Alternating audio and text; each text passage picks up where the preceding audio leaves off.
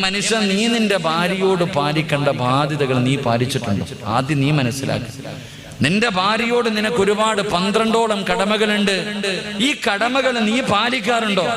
നീ പാലിച്ചാൽ നിന്റെ ഭാര്യയോട് നീ ഒന്നും പറയണ്ട, അവളെല്ലാം നിനക്ക് ചെയ്തു തരും. നീ വീടിൻ്റെ അകത്ത് ചെന്നാൽ മതി, ഭക്ഷണം മുന്നിലുണ്ടാകും, നിന്റെ വസ്ത്രം കഴുകിത്തരും, നിന്റെ ഉമ്മാനെ നോക്കും, നിന്റെ ഉപ്പാനെ നോക്കും, നിന്റെ കൂടൊപ്പം. ഒരു പരാതി നിന്റെ ഭാര്യയ്ക്കില്ലെന്നേ.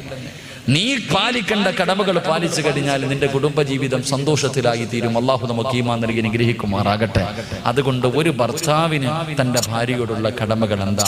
ഈ സദസ്സിലിരിക്കുന്ന ഭർത്താക്കന്മാര് പഠിക്കുക. പെണ്ണുങ്ങളെ, ഇനി വയല് പറയുന്ന ഭർത്താവിനോട് നീ തിരിച്ചു ചോദിക്കണം, ഇക്ക, ഈ പറയുന്നതിൽ ഏതാ നിങ്ങൾ പാലിക്കണം?